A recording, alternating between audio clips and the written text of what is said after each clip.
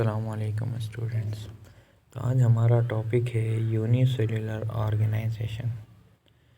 यानी जो यूनिसेल्युलर कहते हैं वो ऑर्गेनिज़म्स जो सिंगल सेल से बने हैं। All single cell organism carry out activities of life. यानी देखें, एक ऑर्गेनिज़म जितनी भी एक्टिविटीज़ करता है जो मल्टी सेलुलर हैं, उसी तरह सिंगल सेल ऑर्गेनिज़म्स भी अपने लाइफ की एक्टिविटीज़ को, डाइजेशन, रिस्पिरेशन, रिप्रोडक्शन, ये सारे काम ये भी कर रहे होते हैं।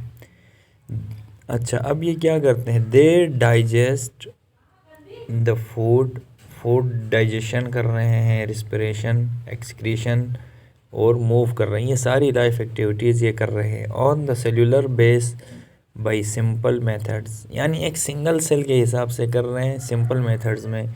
अब ये यूनिसेलुलर ऑर्गेनिज़म्स में कौन कौन आते हैं? अमेबा है, bacteria, amoeba, paramecium, euglena are common examples of unicellular organisms. ये सब यूनिसेलुलर में आते हैं। अब इनमें कुछ होते हैं कॉलोनियल ऑर्गेनाइजेशन, जो कॉलोनी की फॉर्म में होते हैं। Many unicellular organisms live together by forming colonies. बहुत सारे जो सिंगल सेल ऑर्गेनिज़म हैं वो कॉलोनीज़ की फॉर्म में होते हैं, एक साथ रहते हैं, but do not have any division of labour among them. और उनमें यानी अलग अलग काम नहीं होते। यानी जैसे डिवीज़न ऑफ लेबर में होता है, जैसे आइज़ ने अपना काम करना है, हार्ट ने अपना काम करना है, तो हर किसी का अपना काम है, उसे कहते हैं डिवीज़न ऑफ लेबर। इनमें डिवीज़न ऑफ लेबर नहीं होता। In colonial type of cellular organisation each unicellular organism live its own life. यानी वो अपनी ज़िंदगी गुजारेगा। They are not dependent on each other. ये एक दूसरे पे डिपेंडेंट नहीं होते।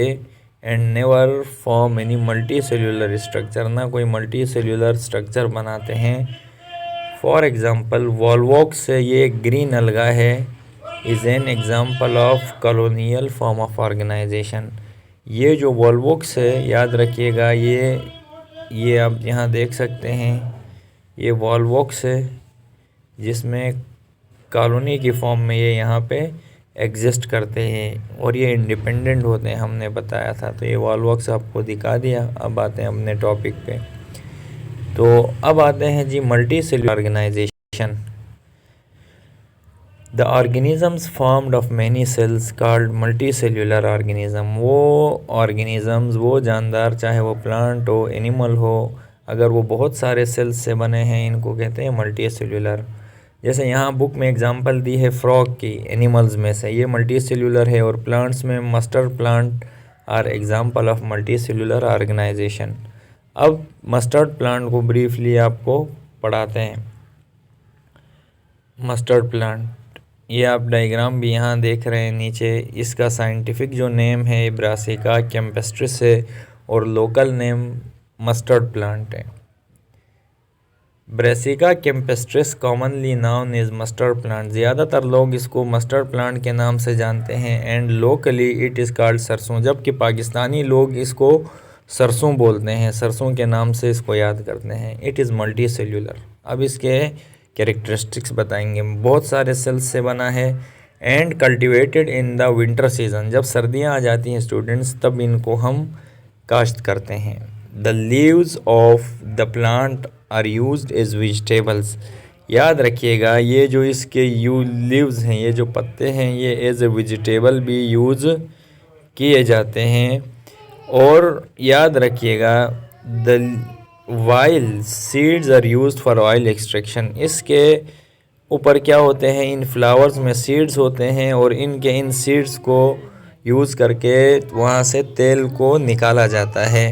The length of this plant is 1 to 1.5 metre. अगर इसकी लंबाई की बात करें, लेंथ की, तो 1 से 1.5 मीटर ये लेंथ होती है इनकी। This plant has 2 parts. इसके 2 पार्ट्स हैं। पहला पार्ट कहता है वेजिटेटिव पार्ट कहते हैं। वेजिटेटिव पार्ट में रूट्स शामिल हैं, स्टेम है और लीव्स। ये किस में आते हैं? ये वेजिटेटिव पार्ट में आते हैं। और एक दूसरा होता है, स्टूडेंट्स याद रखिएगा, जिसको हम कहते हैं reproductive parts. Which consist of flowers, इसमें फ्लावर्स आ जाते हैं। Each flower is yellowish in colour, ये देखें ये फ्लावर का कलर येलो कलर का होता है, येलोविश। और एंड प्रोड्यूस सीड, और ये क्या प्रोड्यूस करते हैं, सीड्स प्रोड्यूस करते हैं।